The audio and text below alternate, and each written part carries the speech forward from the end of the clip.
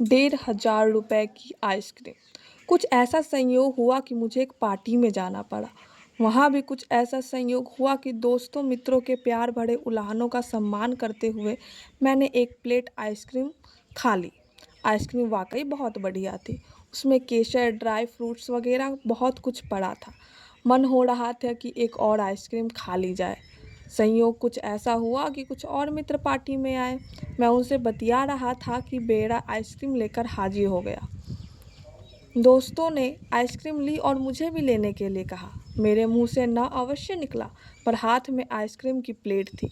क्या स्वाद था, क्या जायका था। तबीयत खुश हो गई थी और आत्मा आनंद के सरोवर में स्नान करने लगी थी। उन सुखद क्षणों में मैं यह भूल ही गया था कि सर्दी का समय है और शाम का समय है। ऐसे समय आइसक्रीम वगैरह से बचना चाहिए। पर बंधु, हर समय यदि कोई नसीहत का पाठ ही दोहराता रहे तो वह आदमी ही क्या। मैं अपने को आदमी समझ रहा था और स्वयं को समझा रहा था कि यद्यपि आइसक्रीम ठंडी होती है, पर बर्फ़ की तासीर तो गर्म है। पार्टी पूरी होने पर मैं घर की ओर चला ही था कि रास्ते में ही छींकों ने मुझ पर हमला बोल दिया। एक आध मिनट के अंतराल में मुझे छींक पर छींक आने लगी। मैंने अपने मन को समझाया कि छींकों का आना अच्छा है, इससे फिर सर्दी वगैरह नहीं होगी। पर मेरे मन कछु और है, करता के कछु और। छींकों के साथ साथ इतने में तो नाक से पानी बहने लगा। घर जाकर मैंने कई ऑइंटमेंट्स लगाए, पर सुबह तक छींकों और नाक के पानी ने मुझे बेहाल कर दिया। पत्नी परेशान थी। मैंने उसे ईमानदारी से बतलाया कि कल पार्टी में दोस्तों ने ज़बरदस्ती मुझे आइसक्रीम खिला दी। बस वह फट पड़ी। जब तुम जानते हो कि तुम जुकाम के पुराने मरीज हो, फिर तुमने आइसक्रीम क्यों खाई। बात तो उसकी सही थी, पर भारतीय पति अपनी पत्नी की अच्छी सलाह भी बिना किसी विरोध के स्वीकार कर ले तो वह पति ही क्या। मैंने जरा जोर से बोला, अरे जरा सी आइसक्रीम खा ली तो क्या हुआ, कोई आकाश तो नहीं फटा। पर मैंने यह नहीं बतलाया कि मैंने रोटी के आकार की मोटी तह की आइसक्रीम एक नहीं दो दो प्लेटें खाई थी। सुबह पत्नी जल्दी से तैयार हो गई और मुझे भी तैयार होने का आदेश दिया। मैंने पूछा, कहाँ चलना है। उसने कहा, अरे और कहाँ जाएंगे, डॉक्टर के यहाँ चलना है। मैं तैयार हो गया। हम डॉक्टर साहब की डिस्पेंसरी पहुंचे। इस समय भी छींकों का पानी बहने का सिलसिला जारी था। डॉक्टर ने केस समझा और कहा, भाई यह इतनी सीधी बात नहीं है, हमें इसे गंभीरता से लेनी चाहिए। बाद में और कोई उलझन पैदा न हो, इसलिए हमें प्रारंभ से ही सतर्क रहने की आवश्यकता है। मैं पत्र लिख देता हूँ, आप अपने खून, पेशाब और मल की जांच करा लाएं। उसने अपने किसी पैथोलॉजिस्ट दोस्त के नाम पत्र लिख दिया। उसी दिन रात को रिपोर्ट लेकर मैं पुनः डॉक्टर के यहाँ पहुँचा। रिपोर्ट देखकर वे बोले, गुड, वेरी गुड, चलो एक चिंता तो दूर हुई, इसमें कुछ नहीं है। फिर कहा, बड़ा अच्छा पैथोलॉजिस्ट है, वेरी सिंसियर।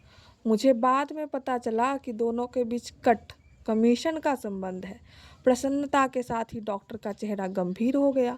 उसने एक लंबा सा प्रिस्क्रिप्शन लिख दिया। इसमें 3-3 घंटे से 8 कैप्सूल और टैबलेट खाने थे। क्या कैप्सूल थे, कोई हरा, कोई नीला, कोई लाल, कोई जामुनी और कोई सफ़ेद। लगता था कि ये कैप्सूल नहीं बल्कि कोई कलर बॉक्स है। मैंने केमिस्ट से ज़रा रहस्यवादी शैली में पूछा, अरे भाई इतने कैप्सूल टैबलेट जरा सी सर्दी के लिए। उसने कहा कि भाई इतने कैप्सूल टैबलेट आपको इसलिए दिए गए हैं कि शायद इतने में से किसी कैप्सूल टैबलेट से आपको फ़ायदा हो जाए। पर न फ़ायदा होना था और न हुआ। छींके आना और नाक से पानी बहना बरकरार था। तीसरे दिन हमारी चिंतित और परेशान पत्नी फिर डॉक्टर साहब के पास ले गई और मेरी दशा में सुधार न होने के प्रति चिंता व्यक्त की। डॉक्टर भी गंभीर हो गए, कुछ सोचने लगे। फिर एकाएक उन्होंने पूछा, आपकी उम्र क्या है।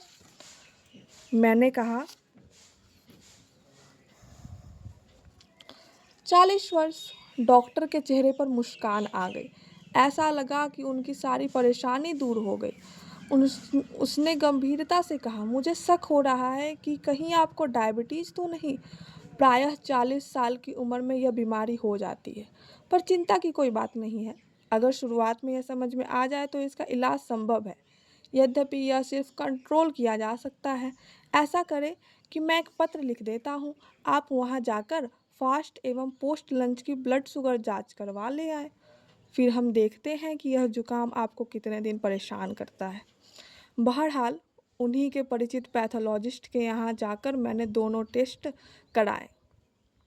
रिपोर्ट में कुछ भी नहीं निकला। सर्दी थी ही, छींकें आ ही रही थी और नाक से पानी बह ही रहा था। कुछ कमी अवश्य आ गई थी। रिपोर्ट देखकर डॉक्टर काफ़ी आश्वस्त दिखाई पड़े। बोले, आप एक भयानक बीमारी से बच गए। अगर कहीं डायबिटीज़ के लक्षण रिपोर्ट में आते तो बड़ी गड़बड़ी हो जाती। खैर, अब ऐसा करते हैं, हम लोग 1 सप्ताह का इंजेक्शन कोर्स प्रारंभ करते हैं। प्रतिदिन आपको 2 इंजेक्शन लेने पड़ेंगे। मेरा पूरा विश्वास है कि उससे आपको अवश्य लाभ होगा। फिर इंजेक्शनों का दौर प्रारंभ हुआ। आइसक्रीम का मधुर स्वाद तथा भीनी भीनी खुशबू स्पिरिट की गंध में बदल गई। आइसक्रीम के लाजवाब टुकड़ों के बजाय इंजेक्शन की सुई शरीर को टोचने लगी। पर वही ढाक के 3 बात। कभी लगता कि सर्दी कम हो गई है, पर फिर कुछ समय बाद पहले जैसे ही हो जाती। नाक से पानी बहता कभी कम हो जाता, पर कुछ देर बाद फिर वैसे ही बहने लगता। आखिरकार मैं डॉक्टर और दवाइयाँ दोनों से थक गया। घर आकर साफ साफ शब्दों में पत्नी से भी कह दिया, अब मेरा जो होना होगा वह होगा। दफ्तर का कितना खर्च हो रहा है, कितना खर्च हो रहा है जानती हो। अब तक 1,500 रुपये खर्च हो चुके हैं। पत्नी बेचारी चुप थी, बोलती तो क्या बोलती। इतने में हमारे एक पड़ोसन घर आए। वातावरण में तनाव देखकर उसने पूछा, क्या बात है। मैंने उसे सारा किस्सा सुना दिया। वह बोली, मैं अभी आती हूँ। 15 मिनट बाद वह एक प्याला चाय लेकर आई और कहा, इसे पी जाइए। मुझे चाय की तलब लग ही रही थी। मैं झट से चाय पी गया, पर पीते पीते ही मुझे लगा कि सामान्य चाय से इसका स्वाद अलग है। पर चमत्कार, 1 घंटे में ही मेरी नाक का बहना बंद हो गया और छींकें भी बहुत कम हो गई। शाम को दोबारा चाय पी और कुछ समय बाद ही सर्दी तथा नाक का बंद होना बंद हो गया। नाक का बहना बंद हो गया। मैंने पड़ोसन से पूछा कि आखिर तुमने चाय में क्या मिलाया था। उसने कहा, कुछ खास नहीं, हरी पत्ती, तुलसी, अदरक तथा थोड़ी सी हल्दी। मैंने आश्चर्य से कहा, बस इतना ही। और मेरे सामने डॉक्टर, पैथोलॉजिस्ट, केमिस्ट, इंजेक्शन, दवाएं, सभी के बिल घूम गए।